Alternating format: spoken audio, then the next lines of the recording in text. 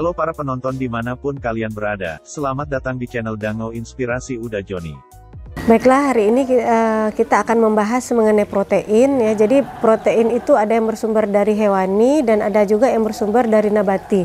Nah, mungkin pada kali ini kita akan lebih membahas ke yang arah nabati ya.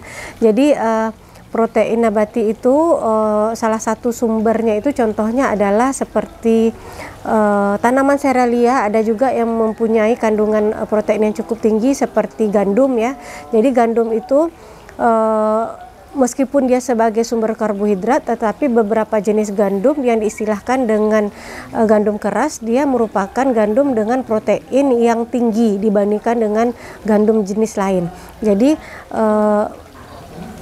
protein yang terdapat pada gandum ini cukup lengkap ya, tetapi ada yang harus diperhatikan ya. Jadi salah satu protein yang terdapat pada gandum itu namanya adalah gluten ya. Jadi gluten ini protein yang pada gandum yang bisa memerangkap gas-gas hasil fermentasi sehingga membuat adonan itu menjadi mengembang, kemudian membuat mie itu tidak putus-putus. Tetapi harus diperhatikan bahwa tidak semua orang bisa mengkonsumsi gluten ini, karena ada beberapa orang yang menganggap gluten ini sebagai benda asing, jadi tubuhnya tidak bisa menerima keberadaan gluten ini. Nah, nama penyakitnya untuk yang tidak bisa mengkonsumsi gluten ini adalah diistilahkan dengan celiac disease. Jadi celiac disease itu memang seseorang yang tidak mampu mengkonsumsi gluten. Jadi dia menganggap bahwa gluten ini benda asing, jadi harus dikeluarkan dari tubuh gitu.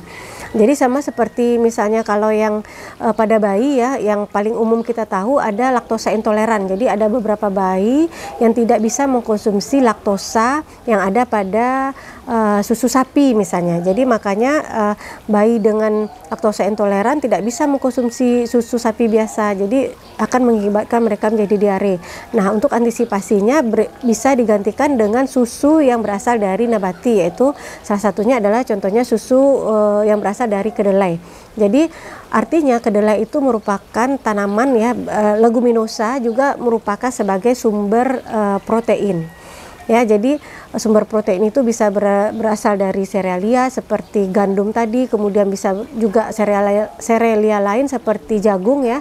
Jadi jagung merupakan salah satu serealia dengan kandungan protein yang cukup tinggi, di mana pada jagung kita ada dua jenis endosperm ya. Jadi ada endosperm bertepung dan ada endosperm yang bertanduk.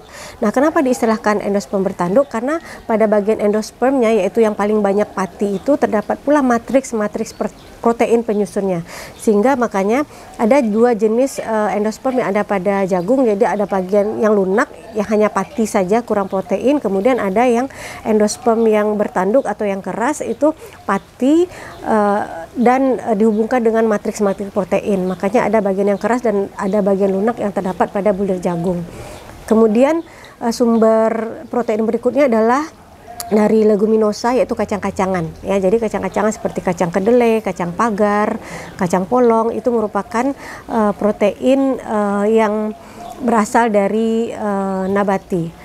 Nah, jadi nutrisi-nutrisi itu berada di tanaman itu sebenarnya berada dalam bentuk kasarnya atau dalam bentuk crudnya. Salah satunya adalah protein ini. Nah, protein yang berasal original dari tanaman itu masih crude protein.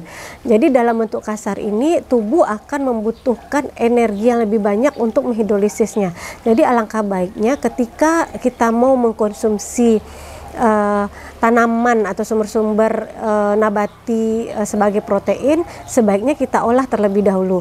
Nah, salah satu bentuk olahannya itu bisa dengan cara merebus ya, dengan cara perebusan atau dimasak menjadi dengan metode lain. Itu merupakan salah satu cara untuk supaya proteinnya ini lebih sederhana sehingga lebih gampang diserap oleh tubuh. Salah satu caranya juga bisa dengan cara menfermentasi ya. Jadi dengan proses fermentasi ini protein-protein juga akan menjadi bentuk lebih sederhana sehingga nilai sebagai proteinnya itu lebih tinggi ya. Jadi artinya dia lebih gampang diserap oleh tubuh kita. Jadi tubuh kita itu dengan lebih gampang menyerap protein yang sudah kita lakukan proses pengolahan ini. Atau berikutnya bisa dengan cara perkecambahan.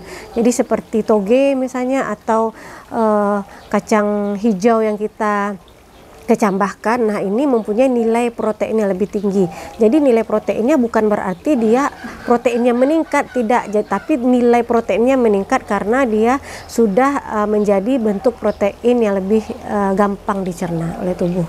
Mungkin itu saja yang bisa kita bahas mengenai protein nabati kali ini. Terima kasih. Video kami kali ini, terima kasih sudah menonton. Jangan lupa untuk like, komen, dan subscribe untuk mengikuti perkembangan terbaru dari channel ini. Sampai jumpa di video selanjutnya.